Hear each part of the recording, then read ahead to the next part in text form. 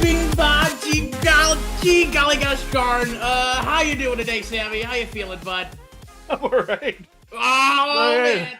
Oh gosh, we're back. We're back for more, you guys. Welcome to the Arcane Archive. That's right. We're back, can you believe it? With another incredible episode of what are we doing, Sam? Cautionary The Chronicles. Cautionary Chronicles! I'm looking for like a hidden camera.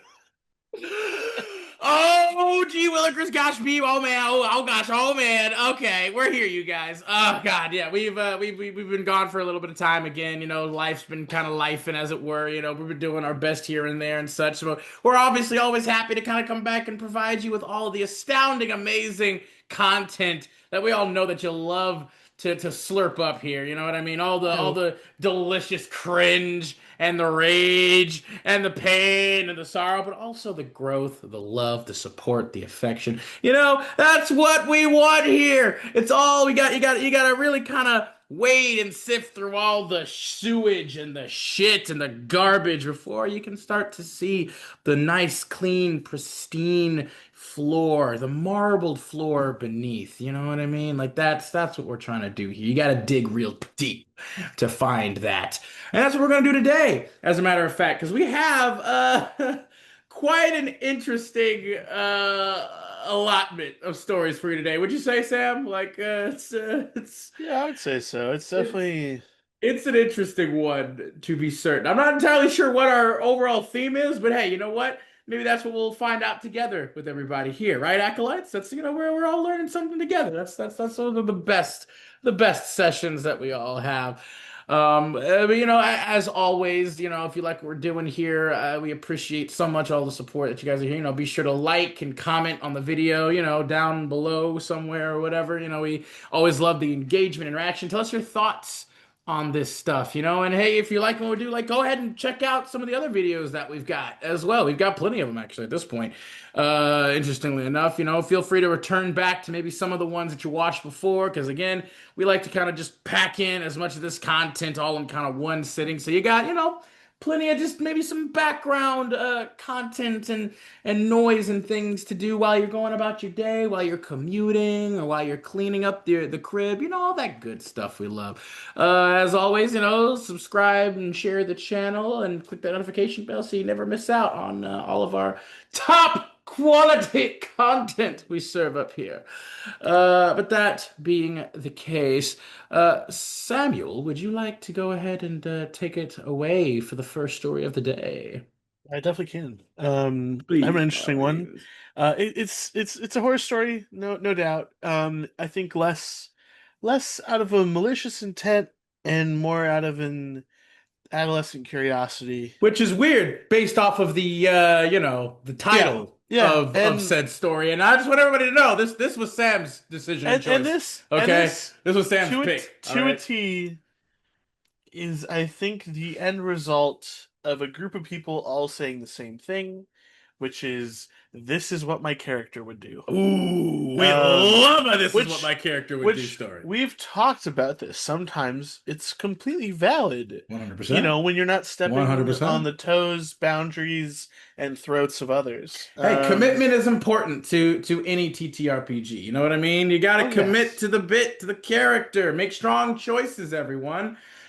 However, there is a little bit of a shall we say line to be drawn in the sand to not to be indeed. crossed. And we're gonna cross that line real quick. Oh yes, The very title of much this so. story is "I Accepted Being a Slave, and Unsurprisingly Was Treated Like One" by Do Afternoon 5411. Oof, you hate to see it. You just hate to see it.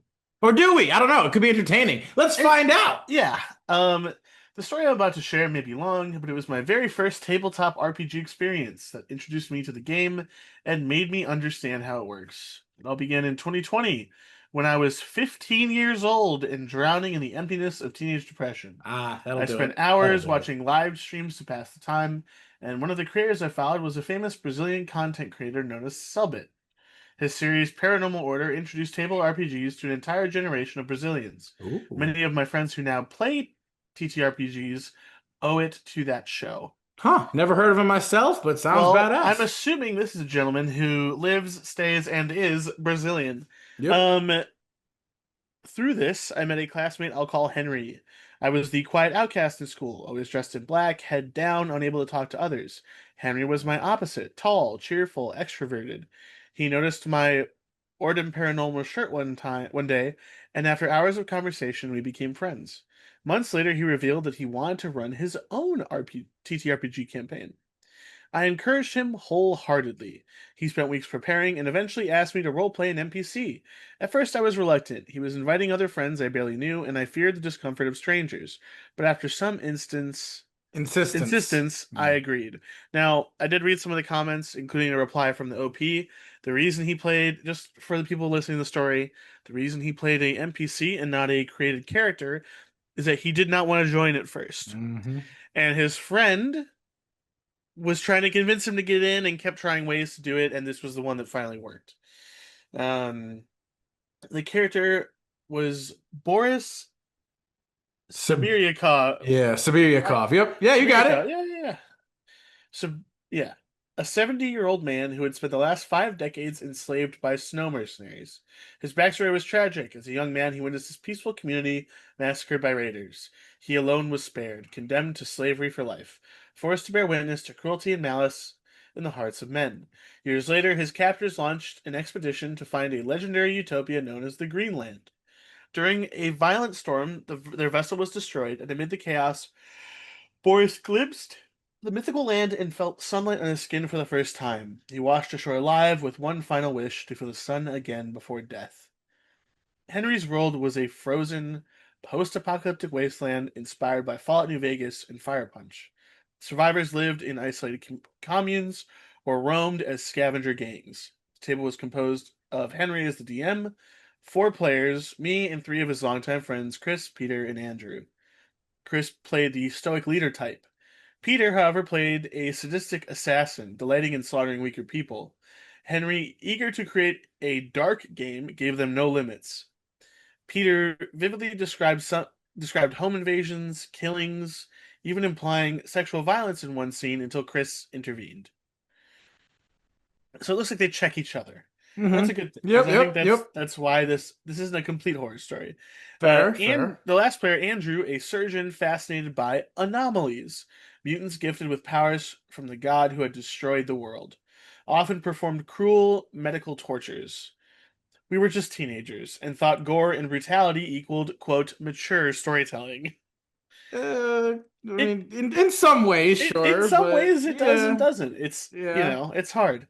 When the group needed a slave, they were introduced to Boris, confused, frightened, yet insisting he had seen the Greenland. His purpose was to help them reach it and die under the sun before illness claimed him. At first, he was useful, unlocking doors to free Andrew, protecting Chris in battle, and even caring for Peter when his quote dark bloodlust got out of hand. Those days were enjoyable. After sessions, we'd eat pizza and theorize about the story. I even became close friends with Chris outside the game. But as the story progressed, things soured. Boris had a heart condition, which often forced him to pause, giving me mechanical disadvantages in checks. He already carried penalties from his old age, cataracts, and stiff joints. Still, these flaws made sense narratively. Our other characters had weaknesses too. Peter was vulnerable to magic, Andrew lacked strength and charisma, but Boris's condition threatened actual death or fainting, and eventually it defined him. The Hmm. turning point came with the death of Anir, a beloved NPC anomaly. Charismatic and gifted with storm powers, she was so respected that even Andrew treated her kindly. She was a kind hero in that world, made for you to sympathize with. But during a chaotic fight, Boris accidentally shot her. The funeral Yeah. scene was somber, being the first altruistic action of the group. Then the party's grief transformed into resentment towards Boris. From then on, he was no longer treated as a companion, but as a true slave. I wasn't allowed to act in combat, speak freely, or impact the plot. My role shrank to carrying burdens and being humiliated. Peter, always hostile, now had justification to torment Boris openly, threatening to eat his heart or staging shameful, cruel scenes, while Chris and Andrew looked away. I confronted Henry, but he brushed it off. They're acting as expected. Boris is a dying slave who killed their friend. The old, it's a cruel world, so be cruel defense. So I stopped to think, what would Boris do then? Yeah. After decades of abuse and his dream of seeing the sun were central to his stories. Letting him waste away under the cruelty of others felt meaningless, not just for him, but for me as a player. As a mechanic, Borat had access to skills others didn't. I secretly sabotaged the group's weapons. Sending Henry a private message, he accepted it with an uncertain smile and a look. Only Andrew suspected anything, but failed his perception check. That night, when all the characters slept, I declared, DM, I want to sneak into Andrew's tent. What followed was chaos. I struck first, injuring Andrew. The fight escalated into a shootout, but with all their weapons sabotaged, I had the advantage. Chris and Peter died. Andrew was left unconscious. I hadn't intended to kill Chris, but a bullet is a hard thing to control. Boris fled on horseback, determined to find the Green Land on his own. Everyone was stunned. We were near the end of the campaign, and suddenly two characters were killed. Even Henry seemed unprepared. Peter asked, Dude, why did you do that? I gave a dry laugh and answered that Boris simply did what he would have done. We argued briefly, Henry remaining silent. The campaign went on hiatus so he could adjust. Eventually, it resumed with new characters, but I was not invited back. Boris faded into obscurity, never mentioned again. I didn't take offense. Looking back, we were just kids. We wanted to tell dark, serious stories, but lacked the maturity to balance cruelty with meaning. But despite these issues, I genuinely enjoyed the campaign. And Henry has improved as a DM, I promise. Yeah. Yeah. Yeah. Yeah. That right there, that's that. Ooh, that. What a ride. That's a legitimate ride right there. Okay, well, right off the bat, what do you think about this one, Sammy? What made you want to read this one? I think it's a perfect example of a, a DM who's out of their depth. Um and not in necessarily a bad way. Yeah. This is inexperience at its finest. Obviously we don't know the session to session interactions and things of that nature, We don't but know the like specifics, of course, of everything to that me this happened. is unbelievably satisfying. Um and even if I was one of the players that looked the other way and pretended like this was an okay action, if I woke up to find that slave hovering over me and murdering my character, I don't even think I would be mad. Yeah. I Now mean, that comes that's from someone who respects role play, even inter-party conflict. yep. Who if I decide to take that kind of approach to another I mean, person at the that's I mean, table, yeah, like it like is what it is, if man. I'm Like tormenting another character or like if I take a violent action towards another player, obviously within the characters at the table, I am expecting that within could reason that well that no should no like yeah. just say you're at a table where like player on player action PvP. or Yeah. not just like not just fighting but like even like sabotaging or stealing or so if that's available, if I made a character that's like if my vows and my morality, like you fuck with me, I attack you, and I do that, and then the other character is like, well, I'm gonna try to kill you. Yeah, I perfectly like to me, if that's Every the game you're action running, has consequences. Yeah. I'm not taking that to heart. I'm Yeah. completely fine with that as long as everyone at the table agree. Like this is completely fine. Yeah. Um, and while this table didn't seem to have that agreement going on because they were inexperienced, And young. they were kind of already doing that. Uh, because this man was tortured, and they seemed and like they there wasn't any complaint from he tried to, and they were like, well, yeah, but this is what we would do.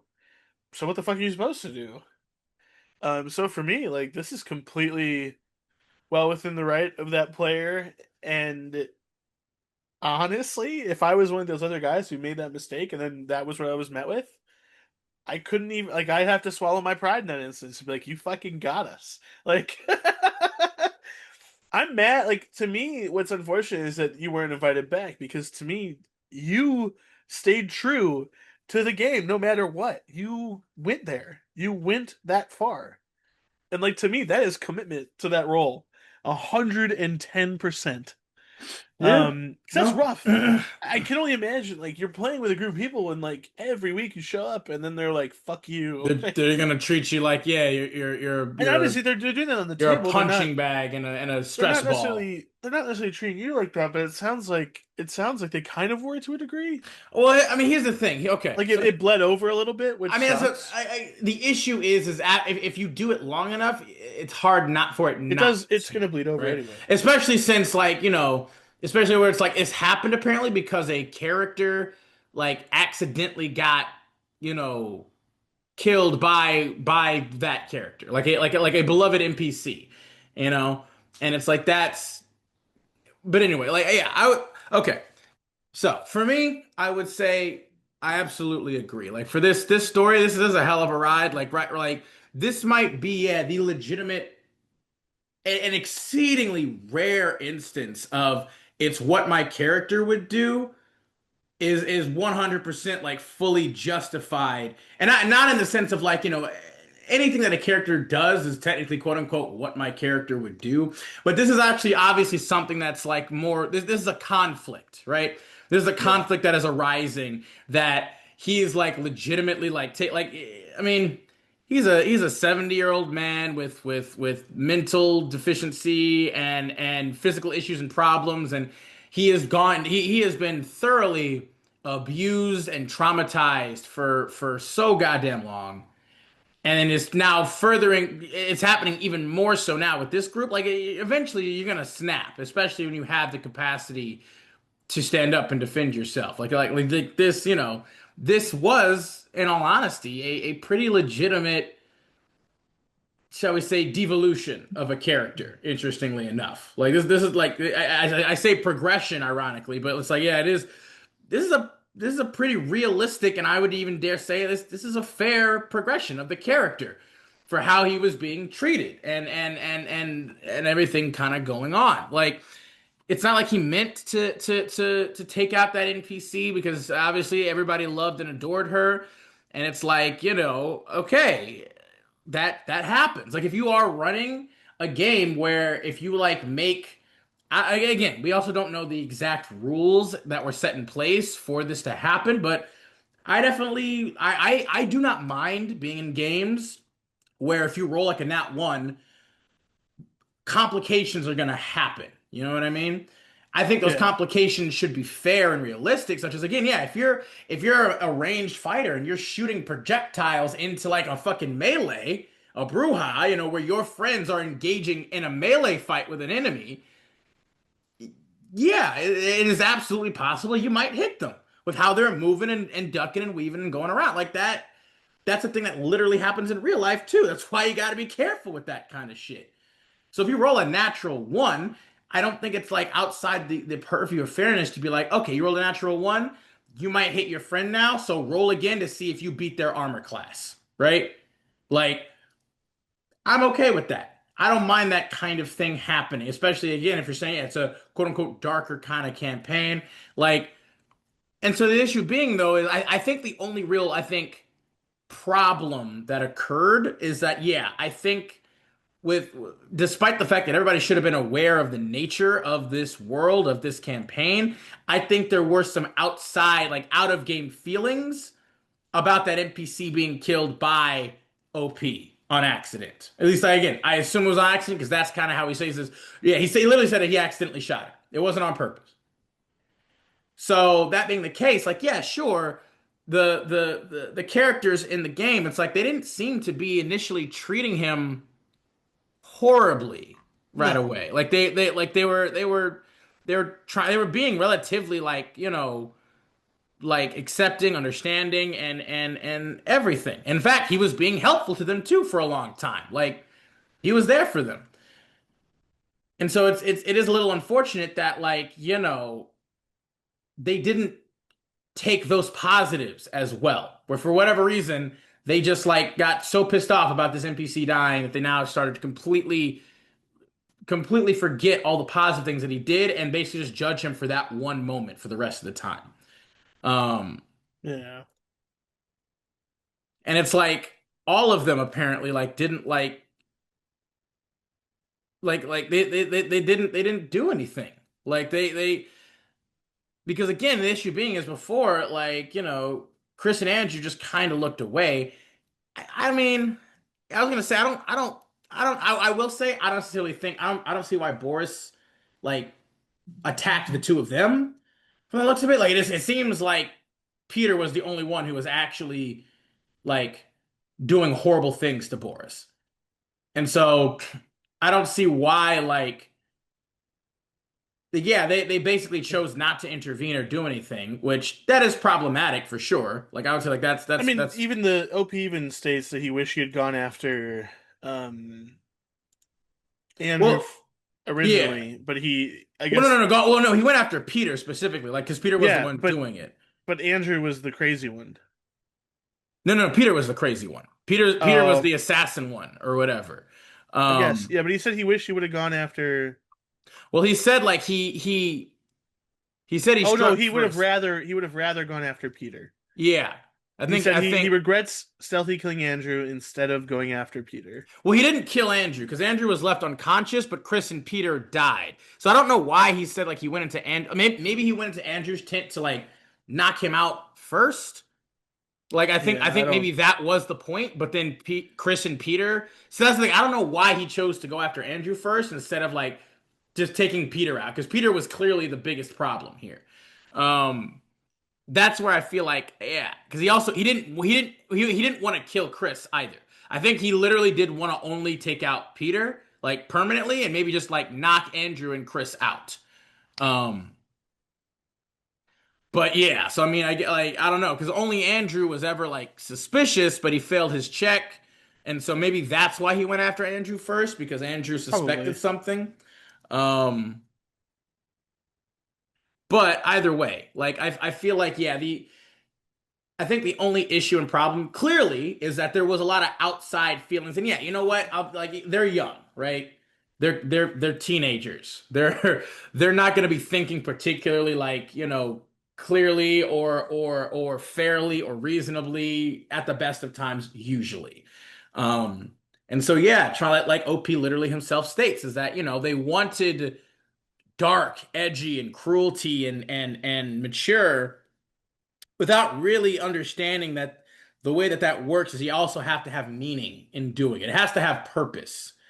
Senseless cruelty, senseless darkness and pain and just like gratuitous violence or whatever, gore, that doesn't automatically just make shit cool. But as a teenager, yeah, it kind of does, right? You're just like, oh, like but I mean, yeah, I do agree with you, Sam, that I don't blame OP for this. Like this, I don't think he did anything quote unquote wrong.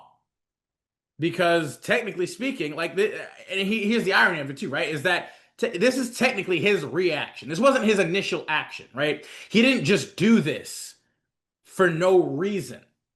He didn't just do this because he's like, oh, well, all of a sudden my character goes crazy. Like, no, he's like, his character first off was already traumatized, and on top of that, he made a mistake that you guys are now punishing him for heavily. Now, you're not moving towards like reconciliation or growth or progress. You're just using him literally as a punching bag, as a stepping stool, as a pack mule. Like, yeah, no, like I would Like, do of course this. he's not happy about it. Yeah, and again, like why like that would be also a betrayal of his character. His character, no doubt, would probably feel hugely betrayed by them too. And so then it's like again, what I always say is if somebody's gonna be like, "Well, my character just steals or fucks with the party because that's what my character does," and the party didn't do anything to them, then I'm like, "Cool." Then what my character would do is kill you, or exile you, or kick you from the party, or whatever. That's what my character would do. And that's what I feel like happened here is the party started treating him shitty. Why would he care about them anymore then? Yeah. Why wouldn't he take his opportunity, especially knowing why wouldn't he murk the crap out of them then for all the horrible, cruel things that they were doing to him? Or not even stopping, not intervening at all or supporting. Like, why wouldn't he? Just logically, realistically speaking. When a dude literally just goes like, dude, why did you do like Peter asked, Peter of all people, Peter of all people asks, dude, why did you do that? Like, what do you mean? Why do you do what you do? Why are you an insane, crazed, serial killing, assassinating, essaying douchebag? Hmm? Aren't you Yeah. aren't you prepared to die for being someone like that? Like, isn't that like again, like, I mean, hell, I'll be honest, like me, even in the real world, it's like, yo, if you're gonna swing at somebody to punch somebody or engage in any kind of physical altercation, you better be ready for that person to swing back at you. Like, even more so here, where you're a psychopathic asshole. You really think you think that you can just act that way with impunity? What are you talking about? What are we talking about? Like, I do agree. I also feel it is unfortunate that, like, despite the fact that they were wanting to do all of this, dark, evil, or difficult things or whatever, and it's like that's what happens, man. Why didn't you invite him back? He played true to the character, and the GM allowed it to happen. Yeah, and I respect the GM for that as well. I mean, I don't know. Like it's the GM let it go way too far. He shouldn't have allowed. Like again, the issue is that it is a very slippery slope and a very fine line to walk when it's like a player on player interaction, right? Because it does become that much harder to keep that purely in game for a lot of people.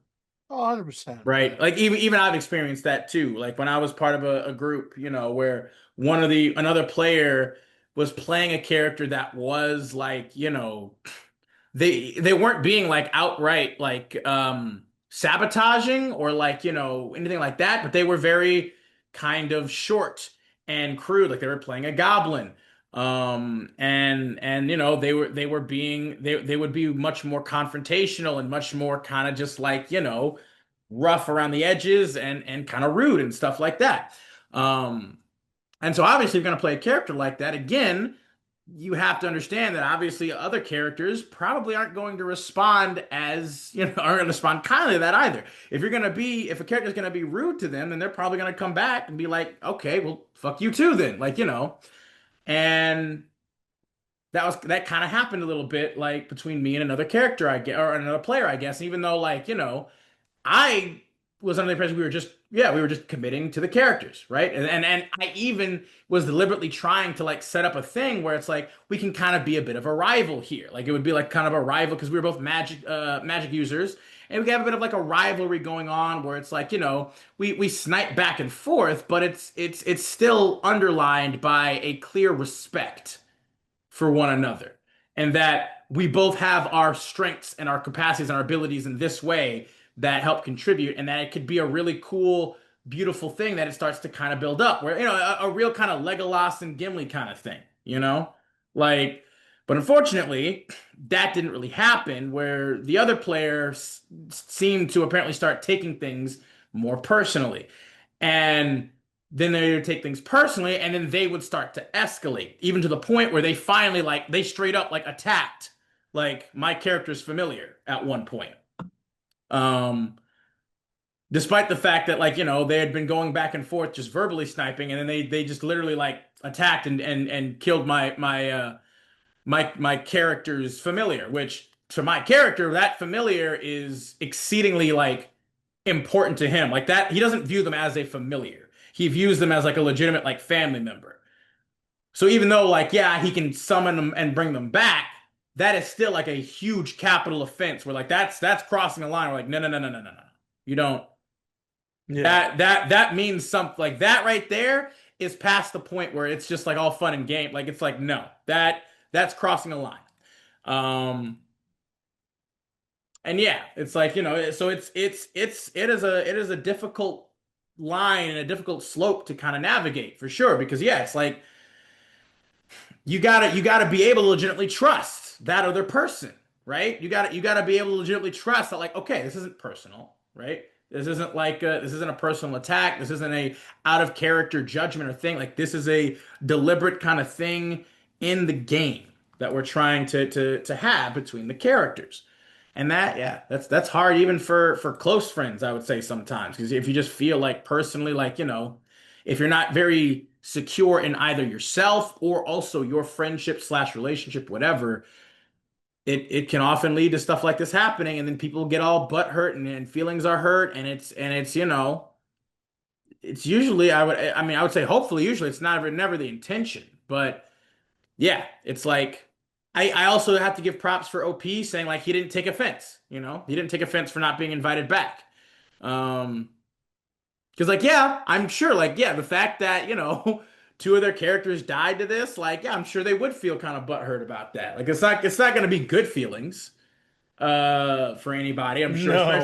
especially if you felt really attached, you had a lot of you spent a lot of time with that character, and then they get taken out like this. It's like yeah, that's but there is also something to be said about like, well, that is the consequences of your own actions then, or even technically inactions in certain cases, I guess too, right? Is you guys made choices and decisions for those characters, and no, your characters are not infallible, they're not invincible. This, in this particular instance, again, is a rare example of reasonable consequences, in my opinion. You guys decided to act this way, and that's what you got. Because again, it could have very, depending on the roles of the game too, it could have very well ended completely differently too. You just, you never know. It could have been completely different, but it wasn't. So, hey, you all made those choices and decisions. But again, they're young. Especially if they're teenagers, that puberty is hitting something fierce, and that makes it even harder to think more clearly and rationally. But yeah, certainly,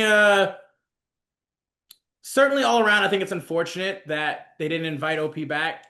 Um, but I hope at least it definitely seems though that OP himself learned a very valuable lesson here. So good for you, OP. If you ever see this, kudos. Tip my hat to you. You are kind of badass. I'm not gonna lie. You're pretty badass for not necessarily what you did here in the game. I mean, that is pretty cool too, just in my opinion. Like again, you committed to the bit and you made it happen, but also for more so for your candor afterwards.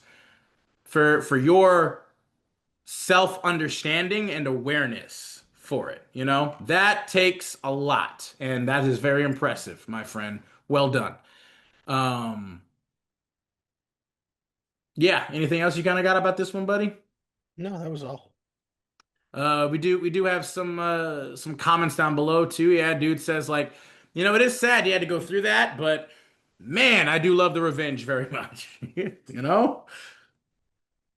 Fuck around and find out. What do you got to say? What else is there to say? OP responds, I still talk to Chris sometimes, and we laugh when we look back on it. It was a good and bad first experience in equal measure.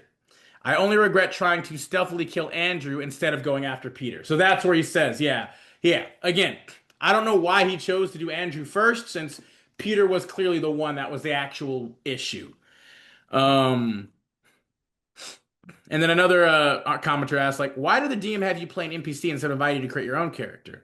And yeah, that's what you said again at the top, like, didn't want to play it first. And honestly, you made the best of the situation. So yeah. With that, I guess let's move on to the next story of the day. And in fact, Acolytes, this isn't really so much as a story, really, as it's more so about. I'm curious to kind of get Sammy's thoughts on this, as well as any of you as well who might be familiar kind of with this particular topic. And this is the topic of cursed items in TTRPG games. The story technically is called environmental storytelling, and all it is basically just a screenshot of two posts to r/D&D. One being the first being what would be a good cursed item to add, or what would be a good curse to add to this cursed item? Necklace of Lust. Benefit: whenever the wearer of this necklace makes a charisma check against someone who is attracted to their gender/sex, they gain a +5 bonus, and those same targets also gain disadvantage on saving throws.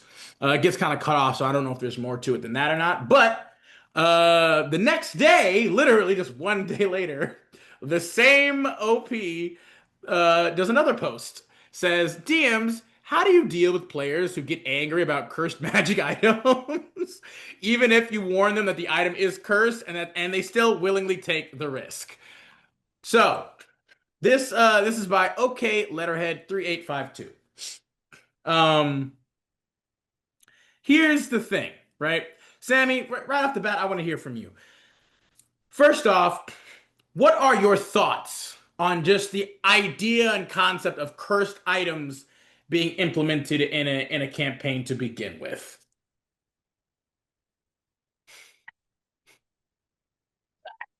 Um, Truth be told, it really depends. It depends on what kind of curses we're talking about. That's a fair Um, response, yeah. I think as long as the curses are appropriate, that's good. What can tend to happen is a DM will push some crazy shit that like they really shouldn't, and they just Hmm. go, "Well, it's a curse, so whatever," and like that's not really helpful. Okay, so that brings up the next part that I was going to ask too. Is like again, like that being the case, But cursed items are fine, and yeah, like like well, what do you think would be some like reasonable, fair like curses to apply to certain cursed items? You know? one of my favorite versions of cursed items are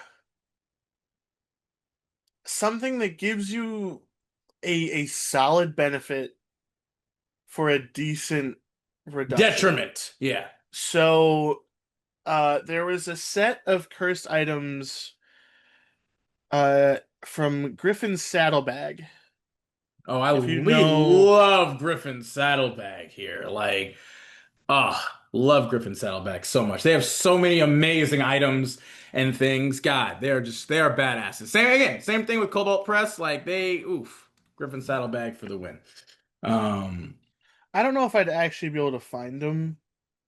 But it was these set of cursed items that would give you some sort of power and in exchange damage you quite significantly. Um, I think I found an example of one of them. It's the Dendalin set.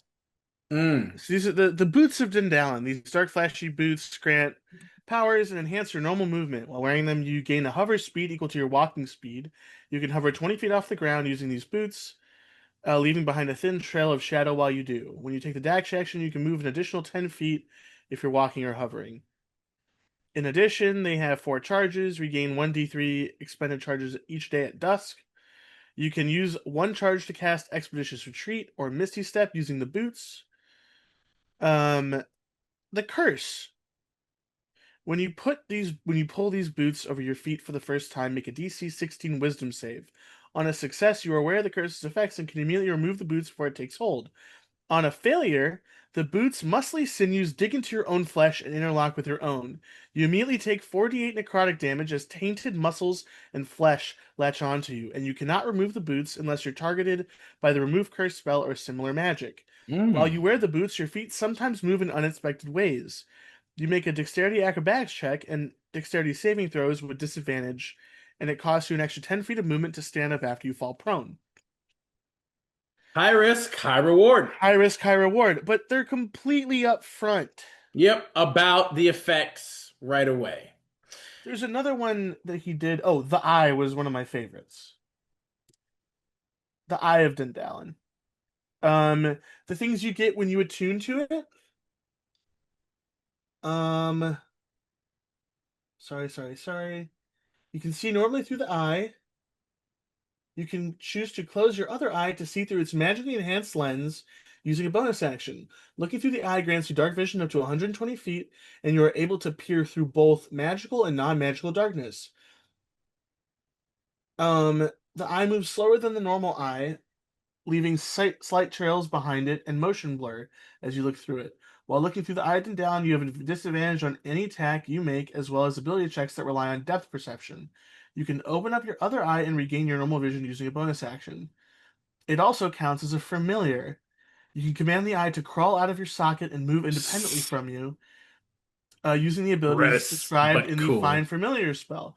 Literally, the curse is you have to make. It's a fucked up one too. You have to make a DC 20 Wisdom save. On a fail, you tear out one of your own eyes. Now, this is, again, these are hardcore, obviously. And I think the one thing I don't like about this is the disadvantages to attacks.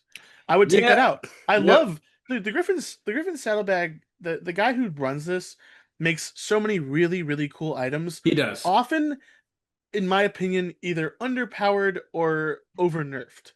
Um, Depends. There's some like really great ones there's though. some of them that I'm just like, I want just a little bit more compared to other items along that rarity. This is a rare item. It should not be giving me Disadvantage on every attack on rolls. attacks. Yeah.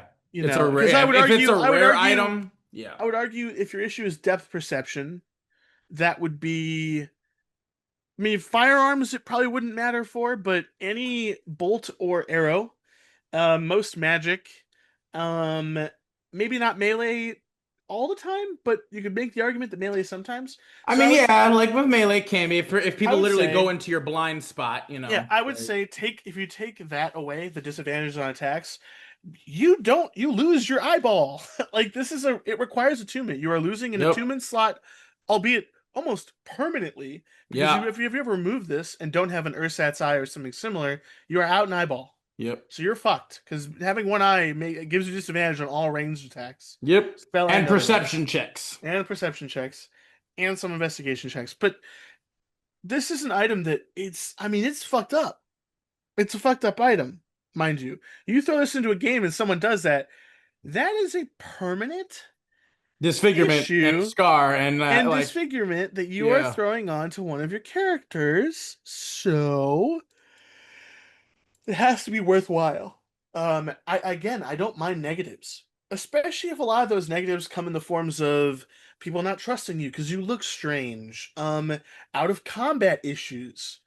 Things like ruining social checks, charisma or otherwise, um, messing with sleep or making other parts of your character's day to day a little bit worse in exchange for something that makes them feel powerful because then likely a character is going to seriously consider whether or not they want to keep that cursed item. And the cool thing about cursed items is a lot of them can get worse over time. Yes, they build up. You look at what is it, the Black Razor, um a lot like Any of Orcus's Vecna's items. wand, any of the Yeah. Vecna items. These are all items that like as you use them, as you They attune and are be and get used exceedingly to them, powerful and useful, but they but are they there is come with a cost, a and big one. there is a turn of events that you as a player have to look at your character sheet and look at what you have role played thus far and think to yourself, is this the road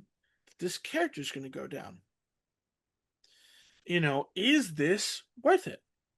Is this what they would do? And not like in that toxic way, but in the genuine, like, will they sacrifice what little humanity they have left for this power? One of my favorite examples of curses that aren't high stakes, but still make you feel like, do I want this? Is the living armor. Yep. Living armor. It attaches to you. It takes your hit dice, but it gives you resistance to more things and it increases your armor class more than normal armor. But you can't take it off But you can't take it off, which means but to me that means you're sleeping in it, which is an upside. Some DMs might be like, "Well, you You might can't get sleep in that," exhaustion, but no yeah. offense, no offense, that doesn't make any fucking sense because it becomes my skin. Um, I can't take Yeah. it off. I always look like this. I can't like you can't. Yeah. I mean, you can go fuck somebody, but like you're Yeah, always gonna yeah, be you could. wearing most of your clothes, which means like you're gonna be weird. You're gonna look gross. The armor moves. Yeah. You It's do not it's like like flesh. so It's literally flesh. like in social situations. If your DM is running the game correctly, people are probably gonna be like, "What the fuck is wrong with that guy?" Yeah. What's Unless what's you're high, what is that? What are those? those Like are my this is my living armor. yeah. And Unless you're hiding it's like it, a symbiote that's like going literally like, what one of my characters had. Like unless you're hiding it, you're still gonna look shifty. yeah. And my current DM on Tuesdays, I have a living armor that's been upgraded to symbiote Nice. armor. Love it. Yeah, well, Love it. Love yeah. it. And like he literally, we've gone out to like we like meet new people. We have this one guy who like is our steward, so to speak. Like he's basically a guy we found living in our castle. He was a homeless dude, and the rest of the party wanted to like kick him out to the curb, and I was like, "No, I'll teach him. I'll teach him how to run a castle." And I have. Like, I gave him a bunch of money. I was like, "Look, you're a deadbeat. We'll clean you up. We We'll will give we'll give you we'll an give you an actual job, opportunity. Yeah, we'll give you an and I will opportunity here. and you'll learn. Like I did this, you'll do this now." And it's hilarious because every time he still is uncomfortable when Yep. he like sees me and I'm not like hiding it or we're not Yeah, actively just like doing so, because yeah, my armor isn't what? What's what? I have like because I'm part illithid. I have like weird kind of tentacle protrusions. Yeah, just like It yeah. looks unfortunate. I look evil. Yeah, you are, It or at least for in terrifying. You No, look like in all terrifying. intents and purposes, the public probably does not want to be close to me. Even close friends in my backstory Yeah. are wary of me. It's like, Like that's the reality. Stuff like ooh. that. Those are great curses. You good, bro? Yeah. I mean, well, Yeah. again, they're only as good, of course, as the GM utilizes them, right? And shows the actual like effect that those have. Like, yeah. Ironically, again, I guess kind of similar to like the last post of like, because I do agree with, I think with everything you've said here is that cursed items, the theory of cursed items is a great idea, right? Because yes, having certain amount of power will always or should always come at a certain kind of cost at times, whatever it might be, right? If you want to get super powerful, super early, super easily, power comes at some kind of price. Either you got to take the time to build up to it naturally and reasonably so that maybe you don't have to have any of these super uber like big, you know, like detriments, or hey, skip the line, but for a price and a cost. Though that the concept of it is great. It has so much potential to start brewing all kinds of amazing like narrative and character moments and progression and growth. But I think one of the biggest problems is like similar again, yeah, to the last post that we can kind of connect it to is how the GM expresses that, right? And how a person like in terms of the severity and the nature of the quote unquote curse. Yeah. Because it's like you said, I find it, again, it's a very slippery slope. It's a real slippery slope to try and start implementing like certain curses. Like, here's the thing. I kind of like who was it? Was it, I think it was Sam from Critical Role, right? Who had, I forget which character it was, but he had like a cursed item at one point that was like, I think technically slowly killing his character. Oh no! We're sorry, Grog. It was Grog, Yeah, obviously. Grog Duh. had like He a had the Necro giant. Sword. Yeah, he had the Necro Sword. Um, that was very fucking powerful, and it was talking to him, right? But it was also slowly sucking his life away, and nobody noticed for like a long time until like he finally kind of like started to really lose his mind, and they like greater restored him to break the curse or the attunement to the item, and then found out that it was literally like sucking his life force during like rests and stuff. Like, not only was it like talking to him or whatever, like, but it was legitimately like killing him slowly.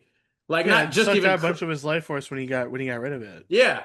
I mean, not even when he got rid of it, like while he was attuned to it too. Like, it sucked out his life force when I think he got rid of it too. But I think it was because he was giving so much of it almost like, as like a stockpile, and then when it unattuned, it just took all of it with him. No, it was more like it gave him buffs, and then when he got rid of it, he got slighted by it ostensibly. Because but I remember though, if he was dying from it though too. That's why they got rid of it.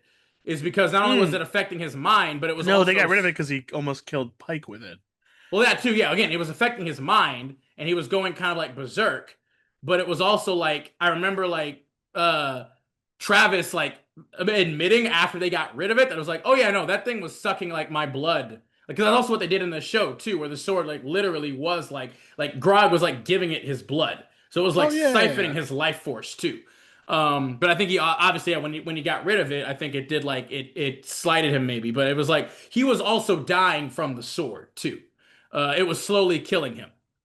And it's like that can be like again, the way that they did it again was very well done because they did it in a way where again like the player themselves took on that risk for the power based off of their own characters, like morality, awareness, all of that stuff. Like, yeah, Grog doesn't fucking know about curses or anything like that. He's like, he's got a cool badass sword that helps him slay and kill his enemies and the people who are trying to hurt his friends. Of course, he's gonna take the sword. Oh, it talks to him. All right, whatever, it's fine.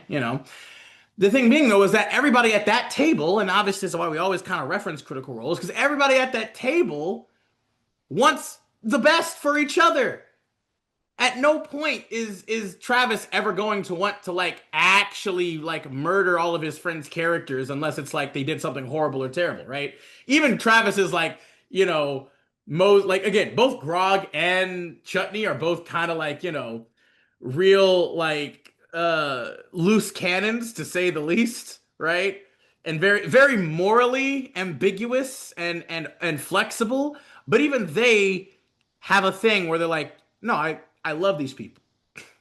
I love this, my companions and everything here because they provide me with something I've never had before, something that matters, right? And obviously that is deliberate for the narrative because that's what D&D has to be, right? When you're in a group with people, you got to give your character a reason to actually care about the party and the other characters in the party. Like that is a requirement. It is. You have to because otherwise, yeah, why the hell are you there?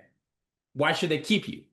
And why wouldn't you work against the party then in that matter, right? You know what I mean? Like that, like, but again, even with that, that's how you do that. You have to have with that mentality of like, yeah, I can have this amazing thing because it also shows that your companions are also willing to do anything they can to save you from this curse, right?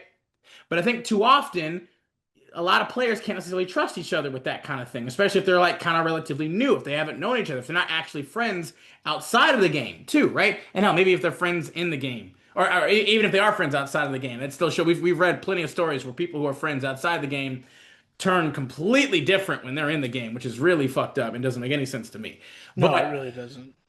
but that therein lies the issue, I think, again, with cursed items. So much, I mean, again, that therein lies the core issue with so many quote unquote more negative aspects, right? Conflict in the game, like with characters, between characters, right? Curses, like the issue is that you really gotta be able to trust each other out of the game and have each other's best interest out of game in game. You know what I mean? I know it's maybe a little confusing when I said that. Like, but what I mean by that is again, understanding that everybody out of game has the best interest for each other, obviously out of the game, but also in game too, right? You as a player, not as necessarily your character, but you as a player have the best interest for each other. Yeah. That Like makes it hard, that's but yeah. it's reality. It is that is the reality, and that is that therein I think lies the core difficulty of things like this, where it could add things like curses, any negative elements or aspects, curses, conflict, whatever, they can add so much depth, nuance, color, and potential to a character, to a world, to a game, to a relationship, everything, right? But you gotta be able to trust and you yourself have the best interest for not just yourself but everyone else at the table too. That is especially as a GM, that is absolutely paramount, but even as a player as well, it is paramount. It is absolutely vital. Otherwise you're gonna get shit like the last like the last story where people start getting all fucked up and butt. You're gonna get shit like my experience in the story where they're gonna start feeling personal feelings and personal slights and then go too far and then the resentment builds.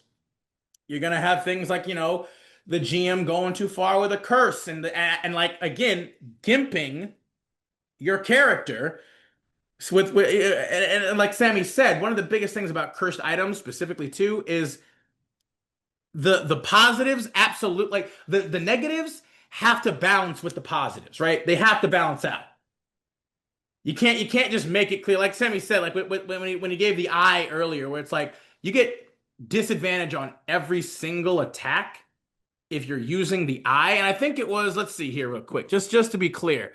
Uh, the eye moves slower than normal, leaving the cells while looking through the eye of disadvantage. So okay, so to be fair, the eye of Dindalin or Dindalin, you only get disadvantage while you are specifically utilizing the enhanced lens as a Yeah, bonus action. but to me, I want to be able to use that to see through darkness. Yeah, which again, that would be preferential, of course, right? So, ironically, that makes it completely, not completely, but in an actual combat situation, it basically makes it null and void, right? Because you would already have disadvantage if in the darkness anyway if you were blind, right? So it's like if you're looking through the eye, but it moves slower than a normal eye, leaving slight trails and motion blurs. So it's like, oh, you have disadvantage on attacks anyway, as well as ability checks that rely on depth perception. But it's like looking through darkness at that point, I guess, yeah, it completely defeats the purpose of it because you'd already have disadvantage anyway. Um, but even with that, it's like, it's still not the worst, of course. It's not terrible because you can at any point just open your other eye and then look see normally and not have disadvantage. But there is something to be said about like, yeah, like if you're gonna have detriments, right? The whole point of trying to tempt your players with cursed items is you have to make the positives potentially worth the negatives. You can't just make the negative like you can't be like I want to fuck my players over so bad. Like I want to give them like a sword that can deal like like 4d8 damage on a hit, but every time they do like they become like vulnerable to like all damage or whatever. Like you're vulnerable to all damage, but you can deal like 4d8 damage, whatever. And it's like that's not nearly a fair, reasonable exchange there. I can deal 48 damage. That's a lot of damage. But then basically everyone can deal just as much, if not maybe even more damage to me because I'm now vulnerable to all damage. Like, what are we talking about here? And again, I'm using a rather extreme or exaggerated example to showcase that, but it's the same thing where a lot of cursed items, and to be fair, like, they have a whole thing about like cursed items like in the DMG, right? They have like a whole table where like if you have like a legendary item of some sort or an artifact item, right? You can roll on it so that it gets like one major beneficial, one minor beneficial, and then maybe like one major detrimental, and then one minor detrimental effect, right? To showcase, yeah, these things have risks to potentially use them, Like, but you got to make them worthwhile. Otherwise, it loses any and all meaning or grip. It just doesn't, it's almost completely useless at that point. But Yeah. I would say, like, with that, like, one thing I will say too, though, the second part of this, I guess, before we move on, the second post that this guy makes is asking, like, how do you deal with players who get angry about cursed items, even though you warn them, right? Simple. Those players need to grow the fuck up. Okay? I think that's pretty clean and clear cut, quite frankly. Look, you took a cursed item. Apparently, you were even warned that the item is cursed. You still took it. Well, then you gotta fucking take the positives with the negatives. That's that you did that. That was your decision. That was your choice. Okay? I don't know exactly like specifically what the OP is like, dealing with or asking for in regards to how do you deal with players. It's like the thing is that did you give like again, did you give them a way to get rid of the cursed item? Usually, most cursed items or curses can actually be dealt with relatively easily if they're a higher level party, or maybe if they know like some higher level spellcasters, right? You got remove curse, you got greater restoration, you got, there's a number of ways to deal with that at higher levels for sure. If it's like, okay, this really isn't worth, what I was trying to get here, right? Now I know a lot of GMs also though don't like that. Like a lot of GMs do want to make players' decisions have more, long-ended effects or consequences. But at the same token, it's like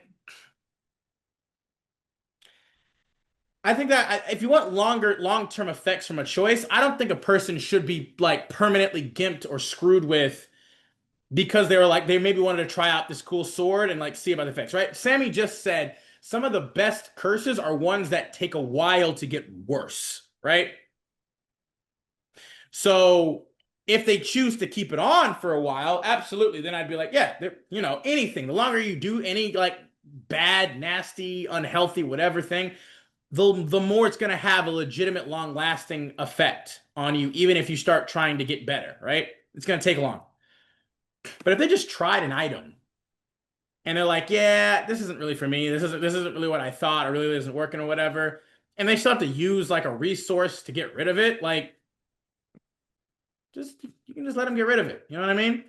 And you can maybe even be a thing where it still consistently tempts them even after maybe they're unattuned to it or whatever. But it's a game. You know what I mean? It's a game, and you're trying to and you're interested. You're doing maybe a little bit of a meta thing where you're like, well, I mean, I want to try this out and see kind of how it works or how it goes and see if it might be worth it. You know? And it's like, ooh, yeah, I don't really like that at all. All right, like yeah, let them break it if they have the capacity to do so. Tempt them with some other things that again build up. Maybe at first it looks like the positives outweigh the negatives, maybe, but then as they use it more, as they progress, like start implementing those negatives. Like we're like, oh well, things actually get progressively worse as you keep using it. You know what I mean? Like there are ways to do it well, but you gotta have each other's best interest at heart for one. And again, it's about everybody having fun. And I gotta tell you, Sam, for me, I don't really ever think it's particularly fun for a character to basically be crippled permanently. Mm-mm. Like I don't really view that ever as really being particularly fun. It's not unless there's like a very deliberate and like pre-established kind of dynamic and thing. Nah, not very fun to me. But yeah, with that, I think that's about all we got on this one. Tell us what you guys think about cursed items down below as well. But moving on to the next post, go ahead, Sam, take it away. I got a fun one for us. It should not be here. I'm very excited about it. He was very Should excited about never this have one, been yes. here. This definitely belongs more in, I think, in a glory story scenario. There is Ooh. a bit of trolling, but it's the positive trolling you'd expect from a friend, or, um, an adversary's to lover's tale. Not Oh, we a, love a good no, not really, enemies to lovers but tale. definitely, Yeah. a friend that is playing a joke on you that ultimately the only person it hurts is no one. This is the Book of Fate by a Drifting Leaf. Go back a few years, and I was in a high-level game, playing as the halfling Bellaman.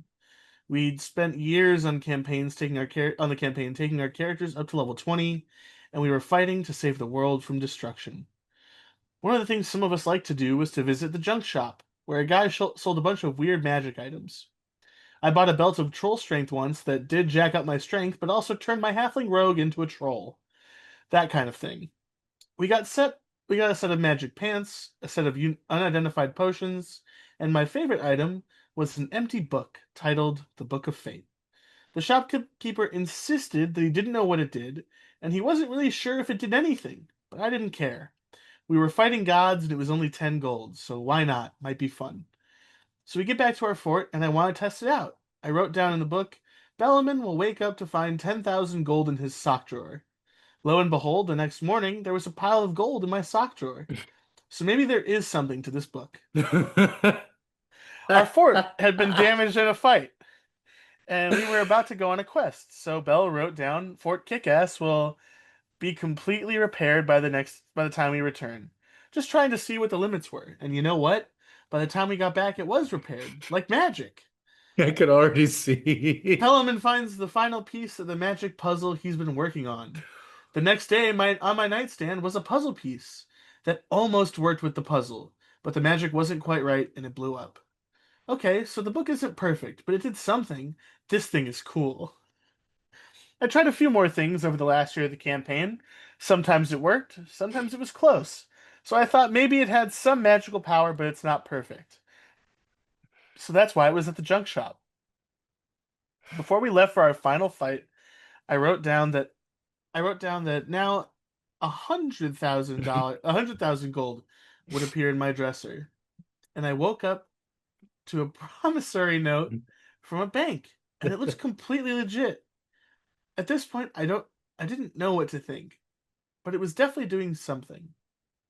I believed in the power of the book so hard I tried to barter it to the King of Hell for the thing we needed to save the world. He did not bite on it. We save the world and go into the tell-all. Turns out the book was completely mundane and did absolutely nothing. Turns out when I bought it, one of the players decided to troll me. He spent the rest of the campaign noting what I was writing inside the book, and then would roll a stealth check to sneak into my room while I was asleep and do his best to make the wishes come true for over a year. He stuck the money in my dresser, which explained why he seemed suddenly so broke when we went weapon shopping. His character was skilled in art and forgery, so he painted the magical puzzle piece himself, which is why it didn't work. And the forged promissory note so well it probably would have fooled the bank. The roof was repaired just because the repair crew Yeah, did did their the job, job. Yeah, I was so gonna he didn't have to do say. anything there. I laughed my halfling ass out when I found out. I could already see it. Like I knew immediately as soon as it was like I wrote my book down, and then the gold was there. I'm like, Oh, it's just someone else giving him that shit, isn't oh, it? sweet summer child. Oh goodness, that's beautiful. I'm like, it's just one of his like wizard friends or something, like using magic or something. Like that's beautiful. Yeah. It's definitely not a horror story at all. Literally, down people down below in the comments do say the exact same thing. It's like, bro, our slash RPG glory stories might have been better. Yeah, like that's freaking great. That is legitimately amazing. Literally, that's not even really trolling because at the end of the day, it didn't actually cause him to do anything bad, right? It wasn't like the guy was so like believing in it that he was literally like, I'm gonna write that I'm able to like become the next god of the universe, or I'm able to get this or whatever, or I'm able to like it didn't cause him to become like to feel like he was absolutely invincible, right? Dude literally was just very clearly was like, hey, I use this to kind of help out here or there as it needed, just kind of things and stuff. Um, and somehow the other player was rolling decent enough checks to keep up the facade for over a year. That's amazing. That's the part that gets me more than anything, is how long it went on. Because that is commitment, and I think commitment only a friend can bring. Um, I mean, that's one of the things. That's one of the reasons why we play this shit like right there. Again, I gotta say, like, it had to have been like that's what I'm saying. Like, I feel like the biggest thing is that the OP here didn't try to take like uber advantage of the book, right? He understood that maybe the book had limitations here or there, and he was just like, hey, it definitely does something. Like it doesn't always do exactly what I want or whatever, but it seems to always kind of be able to do something, especially kind of on like a lower end or whatever. Like it's not like again, it's not a reality rewriter or manipulator, but it does help to kind of like, or at least not on a grand scale, maybe on a smaller scale. But I think this only can really work because these two were both legitimately not trying to be assholes about it, right? I mean, obviously the friend could have been a legitimate asshole and like try to do a whole monkey's paw scenario type of thing, or again try to convince his friend that it was all powerful to some extent. I don't know, but the fact that it wasn't, I feel like, is all the better. Like you said, nobody was harmed by this at all. In fact, ironically, the friend was so dedicated, he literally made himself broke in order to keep up the charade. Like that, like you said, that's commitment, that's dedication, and we love that. That's it was beautiful. awesome. It was like arguably one of the most adorable things I've ever read. That is beautiful. Oh my goodness. That's That's what I want. I want more of stuff like that. Agreed. Agreed. You know what? We absolutely probably should go over to r/glory stories at some point too, and read some glory stories over there. Just to kind of wash the palate. Instead of cautionary chronicles, it'll be glorious regalings. There we go. Yeah, we'll have to do that at some point. Anything else though about this one, bud? No, This I is just thought like you'd a like nice that little, one. yeah. This is a lovely little palate cleanser. We love that. Good for you guys. Good for you. All right, let's move on to the next one. This is also going to be a relatively short one too. This story is titled, "Are these issues big enough to warrant me leaving, or am I just being overdramatic?" By Savings Accountant 54. Okay, am I the asshole for leaving a D&D group I've been in for the last couple of weeks? It's an online group. I usually play in person, but my friends are busy with school, which is completely understandable. So I decided to put myself out there and responded to be a pretty interesting looking for game from a GM asking for players for a pretty unique setting. So the first problem for me was that the GM didn't have a session zero. I was kind of okay with this. I thought it was weird considering other GMs I've had, including online ones, have had session zeros before. I don't know that seems weird to me. Like why wouldn't you have a session zero? I don't understand. I don't. The second problem is during session one, he prompted everyone to share their characters except me. The ranger basically had to remind him I existed. So this third problem is that I'm the only girl in the group, which didn't bother me. However, when we went to a tavern, he busted out a wheel of possible outcomes of getting drunk. Each player had specific outcomes. For instance, the ranger that had some like goblin companions would wake him up in an alleyway with his companions or something. Okay. The sorcerer would rob a potion shop on a whim. You get the idea. See, I don't like that either. You can't tell a player like what their character would do, even if they're drunk. Like that's not you can't just say all of a sudden their autonomy, even while they're drunk, is suddenly like taken from them. Like that seems really that's already a huge red flag to me. Anyway, mine was waking up in bed with the ugliest guy in town. I did not okay this at all. And I felt a little insulted that I didn't get anything more creative than just simply girls sleep with ugly guy. Ha ha. Yeah. But my main problem is the session length. My main problem is the session length. His sessions are 8 to 10 hours. Yeah, that ain't no small chunk of change right there. Ain't no small. I don't know how you would reasonably do that. I've done it before, but only with But like people.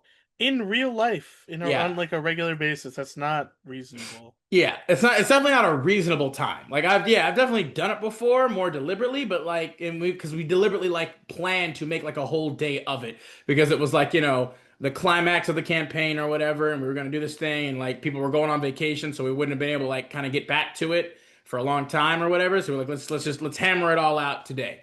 Um, which again, ironically, maybe wasn't the best decision, but I don't know, maybe it was, who knows.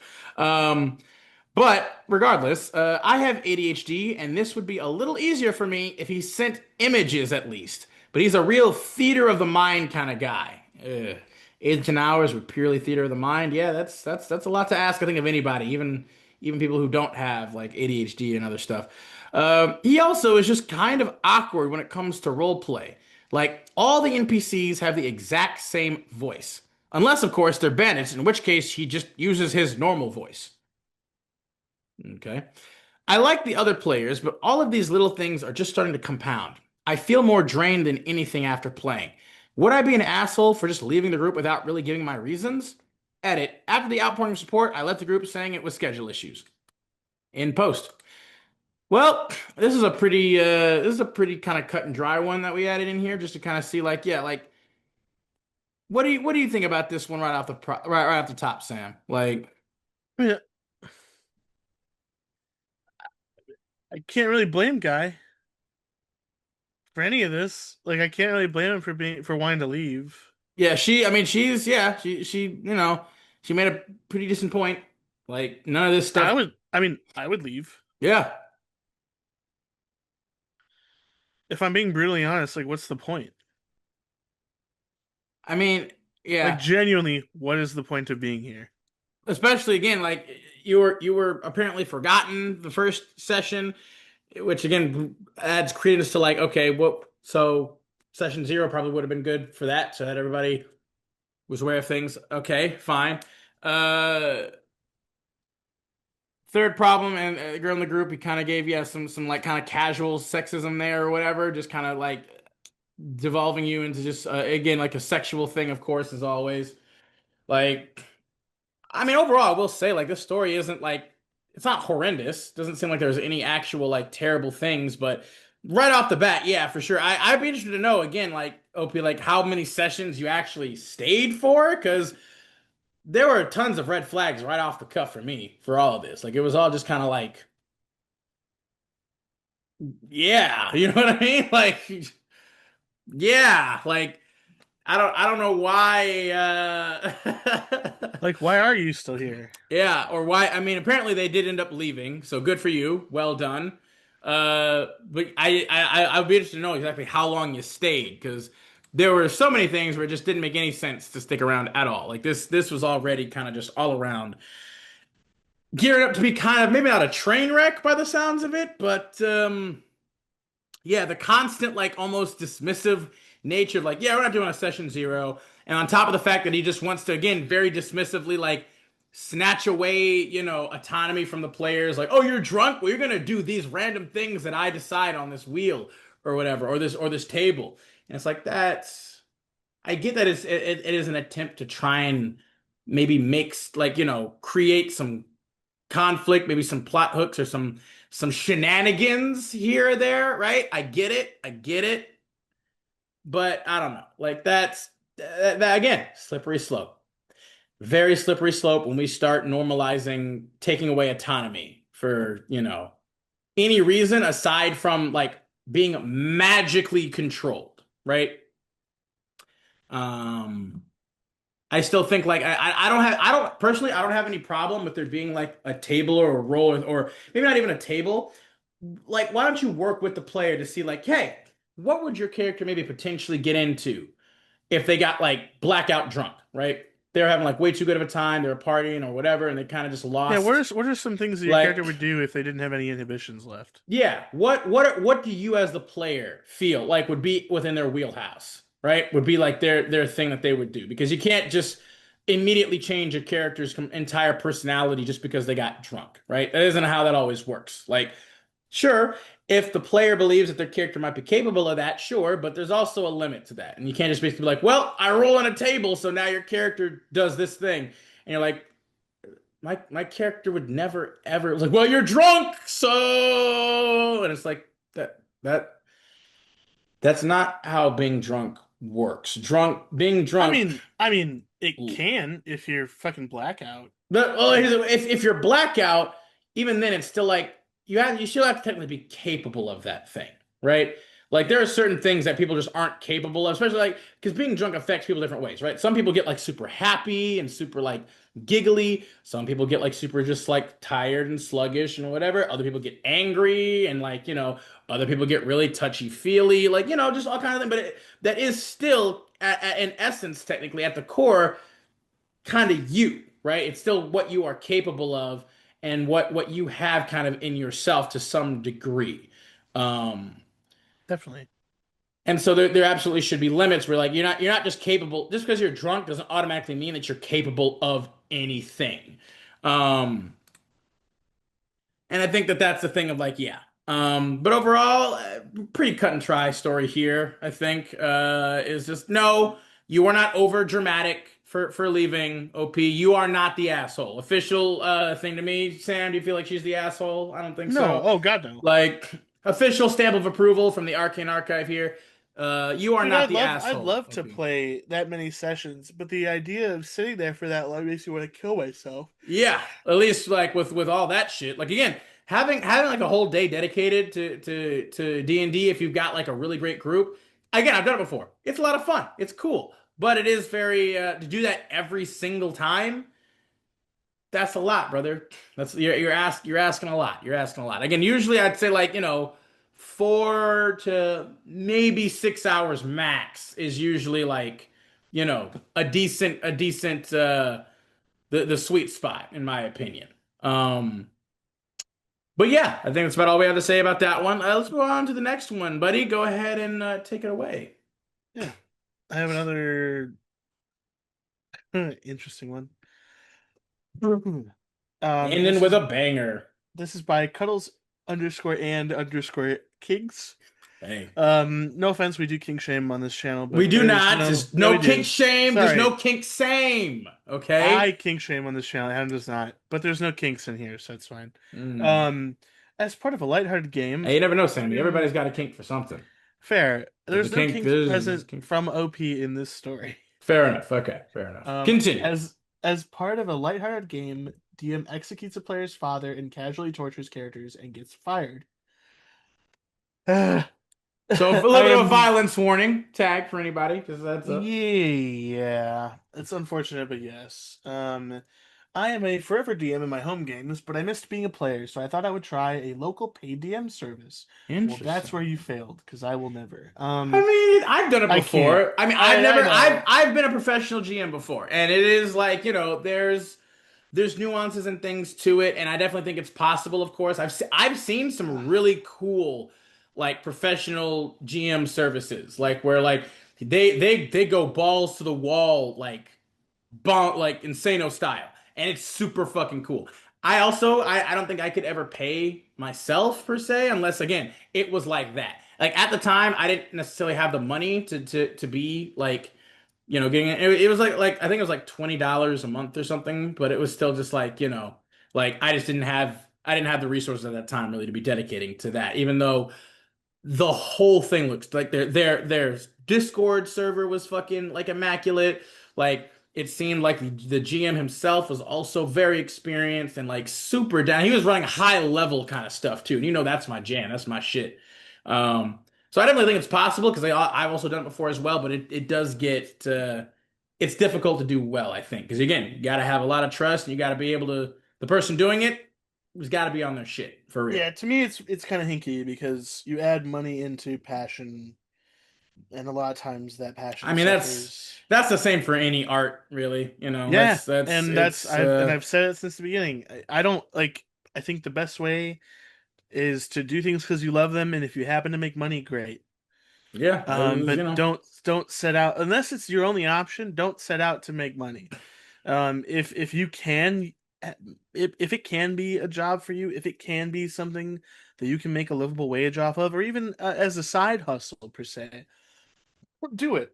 But like some Mm, of the most talented people I know who sell things, whether it's their services or their creations, it is not their main job. It is yep. not the thing they do every waking hour of their day. And that way, It's not a chore. they do it when the The passion, inspiration inspiration hits. comes to Yeah. them, or if they get pulled into some sort of event, or I have someone who does mosaic work. Mm.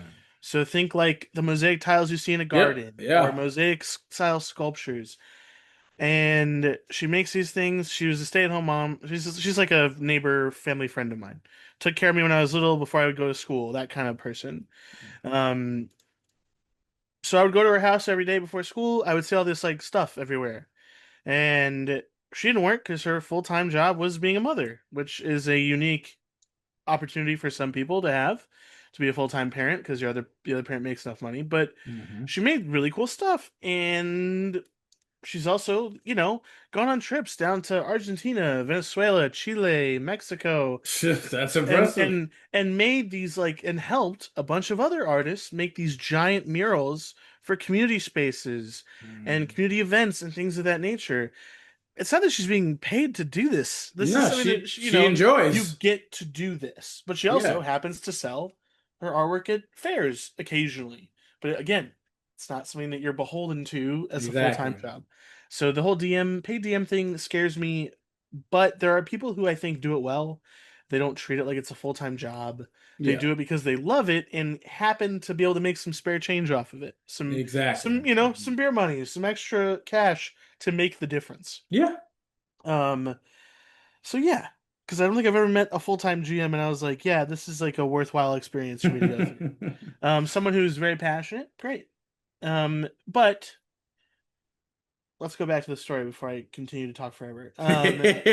Hey, that's partly why we're here too. But yes, let's get back to the story because this is actually a bit of a longer one. So Yeah, but forever DM in a home game. Uh, Miss being a player, thought I'd try a local paid DM service. I talked to the intake person back and forth for a couple of weeks until I found a nice D&D session starting up with similar people at a time that worked for me. Or so I thought. I showed up to the first session with a rough idea of the character I wanted, expecting it to be a session zero type thing. There were a bunch of people waiting in the session, or waiting for the session to start, and when the clock ticked over, they let everyone in without saying anything, and I had to awkwardly find someone who wasn't busy and say that I'm new here and I had no idea where I was meant to go. So off to a bad start. They led me to a tiny room containing 5 people who were chatting like old friends. Turns out this wasn't a new game. It had been running for almost a year, and it wasn't D&D 5e like advertised. They told me it was, quote, Star Wars D&D, handed me a bag of books from Star Wars Edge of the Empire, Age of Rebellion, and Force and Destiny. There must have been like 20 books in this bag. They then gestured to an even larger pile in the corner and said that was free to use anything from those if I wanted to. Altogether, there must have been like 50 plus books. They they said, oh sorry, they seemed to expect me to just read them and make a character fast enough to play this session without any help from them. When I asked for help, they paused the session and found a sort of cheat sheet for me, and eventually I just asked if I could use a pre-made character and learn the rest at home because I was overwhelmed.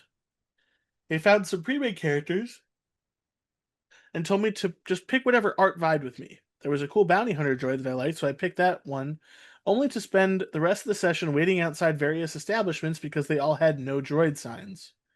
This felt like crap, but the other players were nice when my character was actually allowed to interact with them, so I learned some rules between sessions and came back with a new character.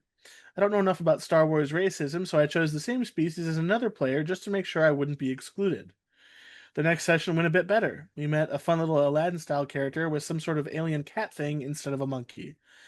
I didn't understand much of the system, and there seemed to be a lot of rules they either got wrong or homebrewed without mentioning, but I was enjoying it for the most part. Then we find the lovable thief NPC chained to a wall while our employer beats him bloody with brass knuckles for stealing food to feed himself. That bad feeling returned, but I suppressed it because I thought that it might have just been a ham-fisted way of making us hate this boss character. Tried to talk to the DM between sessions about how it made me feel, but apparently we can't contact them outside of sessions, and I didn't want to waste the other player's time in session, so I let it slide. Red flag number one: you can't talk to the GMs outside of the session. Although I get it, because there is supposed to be personal time. That's a bit yeah, weird. If you have any issues or things to put out there, you're wasting the time of the sessions that everyone else wants to play in to well, voice your opinion. So it makes you feel bad. well, It's unfortunate. yeah. I mean, well, It's like an unfortunate byproduct of a rule that I completely understand. yeah, and it's also the thing is too. Again, being a whole paid service and everything, like it really, again, like you were saying before, this is kind of where some issues can kind of arise, especially since this clearly does not seem to be the personal like detailed or styled like structured game for a very specific group. This seems to be kind of just like a generalized like I think paid. it's basically like come in here and there's a bunch of Yeah, tables. exactly. It's a drop in, drop out kind of thing, is what it looks like. Which is like that. That is, in my opinion, that's not the best way to run a page server. Exactly for this reason here, unless, except of course, because again, there are so many other. If you're just gonna try to like run through games and things like that to find one that you actually like, you can do that for free. You know what I mean? Like you don't have to pay money to try and see like, okay, am I gonna like this place or it's like no, it's like this, yeah, I'm not. I don't know if I really I'm a fan of this particular style of paid GMing because yeah, if it is just kind of like a hey, this is the kind of game that we're running, this is the thing that's happening, you can join or not. Like it's like I shouldn't have to pay for that then. Like at the very least, like give me like a an introductory session, right? Like give me like at least one or two sessions, maybe three, like where I can play for free to see if I'm actually even really liking this shit, if I'm actually into this before I start paying for real. Because like Yeah, It just seems like a this really shit dumb ain't way to really do like. things. Yeah, this ain't really jiving, my man. This ain't really jiving, Jack. I don't this yeah. I'm not paying money just basically to come to the conclusion that oh, this game kind of sucks and is not making any sense and not at all what I wanted or at all what you really advertised. Yeah, So but let's see where it goes from there. yeah. The next couple of sessions were more mission based. We were stealing something from the Empire. It was black and white, good and evil, no torture, no racism, or anything else negative, and they were honestly really enjoyable sessions. After the heist arc, we had some personal arcs. We met one of the PC's family, we helped them with some chores, and they fed us and let us stay with them. Then out of nowhere, the Empire shows up. An officer makes everyone kneel in the dirt before shooting the father in the head, killing him instantly. I thought, fuck, this is intense. I would hate that if it was me, but I guess this DM knows these players, and he probably talked to the player about it beforehand. The next week, I show up to find that the usual DM is sick, so we have a one shot with a temporary DM. Then the same thing happened the next week, and the next week. Eventually, I had spent more sessions in these one shots than I had in the actual campaign. Then one week, and I show up, and the owner of the business wants to talk to each of us individually. He asked us about the events that happened in the game. Was I ever made to feel uncomfortable? That sort of thing. During this time, it was mentioned that the whole father execution thing was very much not agreed upon by the other player, and in fact, that player had a rough relationship with his family, and as part of the intake, had requested his character have a normal family where everyone loves each other and there was no drama or conflict. At the end of his character At the end of the conversation, I asked the owner if the regular DM was still sick. They said that he couldn't talk about it, but the regular DM was no longer employed there. When the Hmm. owner left, we chatted amongst ourselves, and we all pretty much agreed that this old DM must have gotten fired. And from the tone of the question, I don't think the things we experienced were the worst of it. Hmm. It was a rough experience overall. The bait and switch of the game systems, the tone not matching what was advertised, the lying for weeks about being sick, etc. But I liked those players and thought we would rebuild and get back to the fun. Then on the day of the next session, I got a text saying that every other player had withdrawn from the session and I could come in and do one-on-one adventure or I could be refunded for the week. I chose the refund and said I would like to withdraw from the session as well. This was a year or two ago now. I never saw any of those people again. The business went through massive restructuring. They got new branding and a new owner. It's now a pretty decent service, and the DMs are very eager to work with the players and make it the best experience for them. Although it's still Yeah. impossible to contact DMs outside of sessions. This is my first time posting here, and I don't use it that much, so I hope my formatting is alright and I'm not breaking any rules. Oh, it's a rough Well, one. It's a rough one. And the first thing I thought, very because interesting though. when I first read this, I went, no contact in the DM. And I really went down to the comments. Yeah. No, I was And gonna one of the comments I say, saw was like, that rule about not being able to talk to the DM outside of session feels really dumb, and I wonder what inspired it. And people were responding with things like probably people getting in weird parasocial relationships with their characters slash DMs, harassment, yeah. the usual. And then OP responded, I think this is probably a big part of it. The organization probably doesn't want to pay DMs to do more outside of the session, and the DMs don't want to do more outside of the session than being paid without being Yeah. paid. It's like those are again, those are fair and reasonable things, you know. I think it would also depend on exactly how much you're paying for the service as well. Plus, what I did appreciate too was that even before the whole business or whatever got restructured and kind of like hopefully fixed, they did legitimately offer refunds to all of them, saying like, "Hey, I we're not gonna play assume this session, so you can get a refund for the week." Like that. it Okay, is okay, pretty great. I'm yeah, assuming it's in somewhat of a weekly. There's a weekly structure, so it's like you know you would have paid this week, but instead it'll be fine. We'll just do this instead, yeah. which is like it's something. It's like, and I definitely understand. Like again, yeah, like the no contacting GMs is like that because again, if you have like a certain player who's maybe again like yeah harassing, right? If you have either female GMs or even if it's like a male GM, but like people are texting them at all hours or kind of at all hours, being like, hey, can we do this with my character? Can we do this thing? Da da da da da, or whatever. It's just like okay, well, all right, you know. And then, like I said, I think it would depend maybe on how much the GM is being paid. Like if the GM is being paid, like again, if it's only like once a week and they're getting like what, $20, $50 or some shit. Because that was one thing that I used to do back in like I was part of like an actual like, you know, business or whatever that was making like a professional kind of like D&D campaign kind of thing. And the thing is we'd have to do a lot of setup. We'd have to do a lot of just like, especially with like with the website and everything that they would use for it and everything. Like it wasn't like there was a lot of stuff that we would have to do. And we would only end up getting like paid like I want to say like $50 like a month, maybe.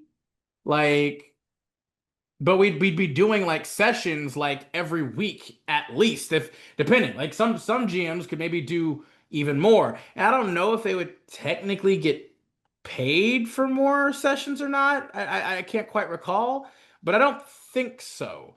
Um, and so basically it was like, you would be doing like a lot of this fucking work and not even most of it wasn't even actually like running or playing the game. A lot of it was just logistical shit and setup and prep that you would have to do with getting again relatively little compensation for the amount of actual work being done because you'd set up beforehand, you'd set up specific times, and then you'd play the entire session, which was usually again I want to like depending upon exactly like it ranged from anywhere between like 2 to 4 hours I think. um and then you'd have to be the one to like clean up everybody's character sheet, like add experience, like you have to keep track of basically everything in the game including like the players characters and their sheets and everything, and do all of this extra work again for basically kind of nothing really. And so I understand too. I get it too. It's like where it's like sometimes the players like wanted to call the GMs in order to like maybe get some special attention or some special privilege, like.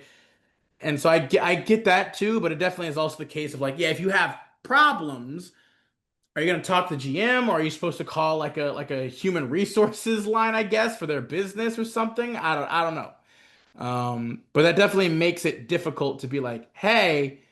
Like, there's some shit going on here, or some stuff that I'm not comfortable with. But then it also kind of comes back to the aspect too of like, look, the the reality of playing a TTRPG, whether it's fair or not, if you are the odd one out, if you are the minority in the situation or in the group, then it's probably the case that that group just isn't for you then.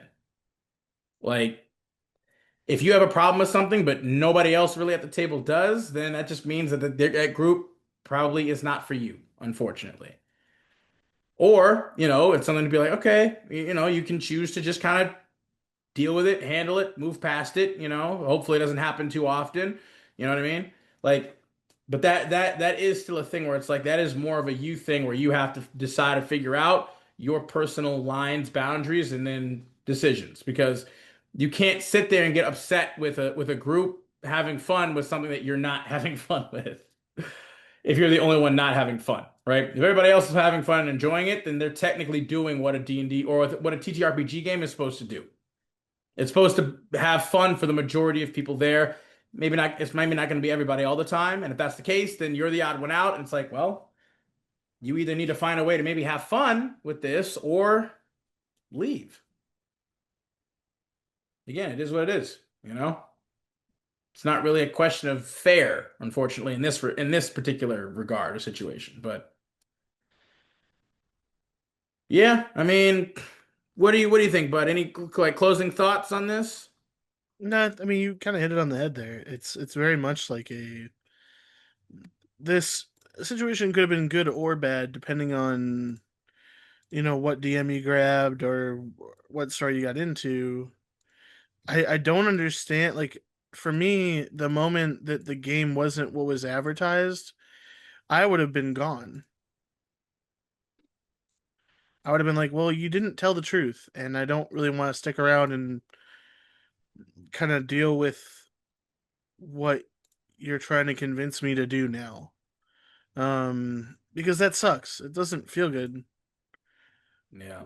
I don't know. Maybe that's I just mean, me, but I don't know. Here, I mean, I wouldn't necessarily leave because I'm also down to try and play all different kinds of systems and games, but I would absolutely have a huge problem with, especially like this comment says it really well.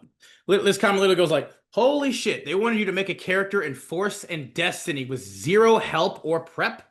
That's insanity. For anyone who is unfamiliar, that system's classes, subclasses, and force abilities all use skill trees with like 10 to 20 unlockable abilities in them.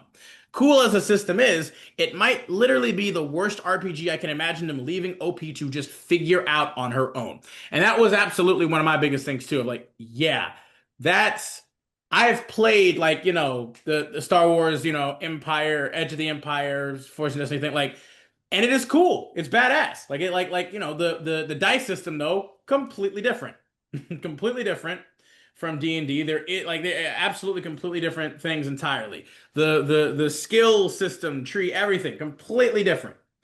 It's super cool, super fun and interesting, and it's definitely like a different break and everything, but it's like, yeah, it's unless like again, if you're gonna give them books, yeah, give them like the specific like cheat sheet or like rules reference books here.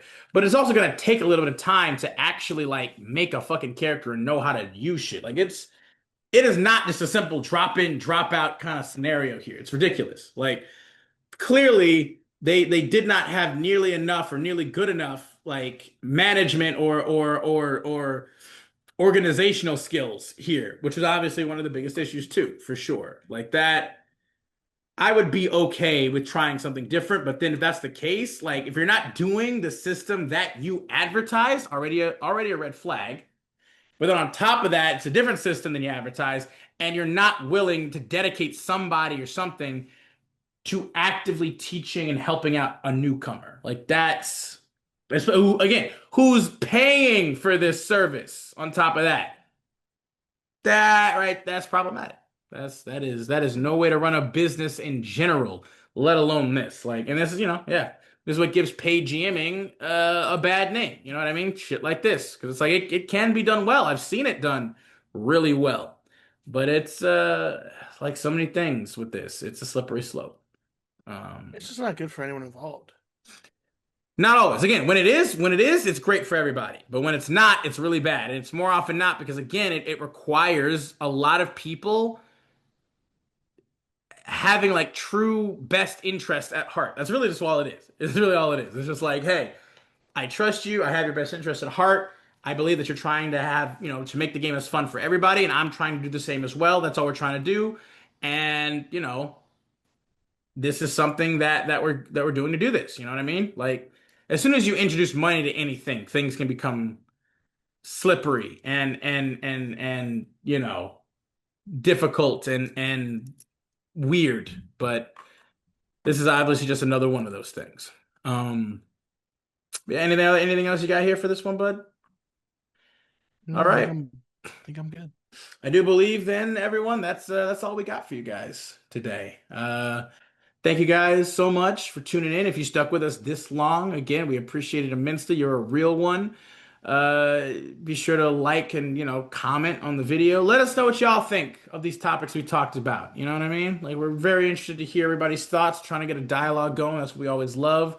Be sure to subscribe and share the channel. That helps us out immensely. Hit that notification bell for you don't miss any of our new videos. And if you're interested, go check out some of our other videos too that we got. We got plenty of backlog. Again, I'm sure you still got so many other stories at the back end of this. If you haven't stuck around for all of them, we got so much, and we're hoping you guys enjoy it while we do it because we enjoy kind of just doing this stuff. So we hope that you guys share that with us. So. But as always, thanks again, y'all. And we will be sure to catch everybody next time when we dive back down into the archive. See ya. Peace.